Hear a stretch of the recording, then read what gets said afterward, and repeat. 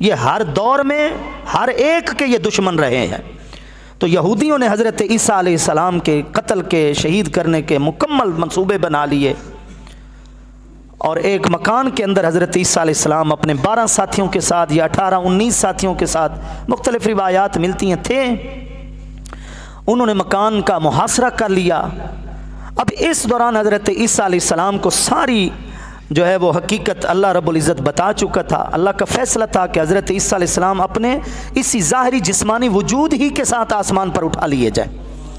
तो हज़रत ईसा अलैहिस्सलाम ने अपने चाहने वालों में, अपने हवारियों में ऐलान किया, फरमाया मेरी जगह कौन कुर्बान होना चाहता है।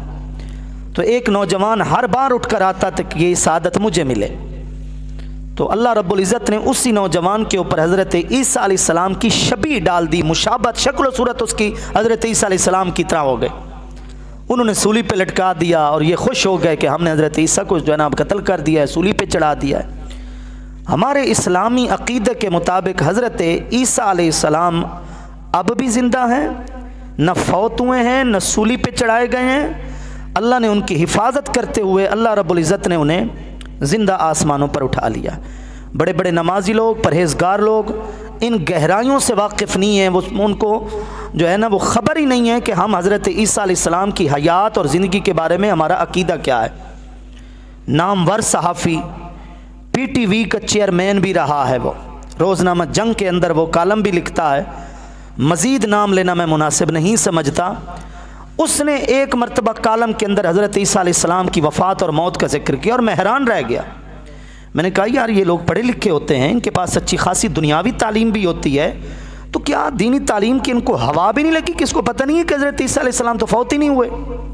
तो अगले दिन जब मैंने उसका कालम पढ़ा तो कालम के आखिर में उसने माजरतनामा लिखा हुआ था। उसने कहा कल भूल कर मैंने हज़रत ईसा अलैहिस्सलाम की वफ़ात का जिक्र किया, उलमा ने मुझे ख़बरदार किया कि हमारे अक़ीदे में तो हज़रत ईसा अलैहिस्सलाम फौत ही नहीं हुए, तो मैं माजरत करता हूँ अपने अल्फाज।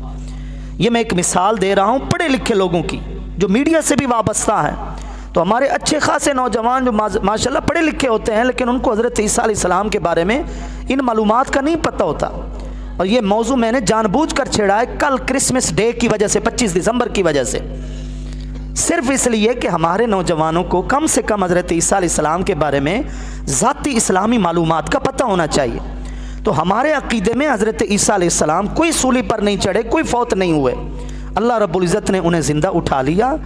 एक रिवायत के मुताबिक जिस कासिद को उन्होंने पीछे छोड़ा हुआ था ना कि तुमने खबर देनी है कि हज़रत ईसा अलैहिस्सलाम कहाँ छुपे हुए हैं, अल्लाह रब्बुल इज़्ज़त ने उसी कासिद के ऊपर ही हज़रत ईसा अलैहिस्सलाम की शक्ल डाली और उन्होंने अपने ही बंदे को पकड़कर सूली पे चढ़ा दिया और कहने लगे कि हमने हज़रत ईसा अलैहिस्सलाम को जनाब शहीद कर दिया, कत्ल कर दिया है, ये कर दिया, वो कर दिया। और तीसरी रिवायत ये मिलती है कि किसी को भी उन्होंने कत्ल नहीं किया, अजनबी मकाम पर अजनबी आदमी को पकड़ा। चूँकि हज़रत ईसा अलैहिस्सलाम सैर सयाहत ही में तबलीग करते रहे, आपने मुस्तकिल को एक ठिकाना तो बनाया नहीं था, लोगों ने नाम तो सुना हुआ था लेकिन शक्ल से वाकिफ़ नहीं थे। तो उन्होंने एक अजनबी को पकड़ा और सूली पे चढ़ा दिया और शोर मचा दिया कि हमने हज़रत ईसा अलैहिस्सलाम को कत्ल कर दिया, नऊज़ुबिल्लाहि मिन ज़ालिक। बहरहाल हमारा अक़ीदा छठे पारे के शुरू में कुरान मजीद की चौथी सूरह सूरह निसा के अंदर आयत नंबर 157, आयत नंबर 158 के अंदर वाज़ेह तौर पर अल्लाह ताला ने फरमा दिया वमा क़तलूहु वमा सलबूहु वलाकिन शुब्बिह लहुम, ना तो यहूदियों ने ईसा को कत्ल किया, न सलीब सूली पे चढ़ाया, वलाकिन शुब्बिह लहुम, वो तो एक शुबे में डाल दिए गए और एक शबी बना दी गई उनके सामने, उसी को वो मार कर खुश हुए। फिर अल्लाह ने फरमाया वमा क़तलूहु यकीना, यकीनी तौर पर यहूदियों ने हज़रत ईसा को कत्ल नहीं किया। अब अल्लाह रब्बुल इज़्ज़त वैसे भी कुरान में बयान फरमा रहे हैं, हमें तो कुरान पर यकीन है, लेकिन अल्फाज के अंदर देखें कि किस तरह हमारी तरबियत हो रही है इस अकीदे की हिफाजत। वमा क़तलूहु यकीना, यकीन रखो कि यहूदियों ने ईसा को कत्ल नहीं किया, बल रफ़अहुल्लाहु इलैहि, बल्कि अल्लाह रब्बुल इज़्ज़त ने उन्हें अपनी तरफ उठा लिया।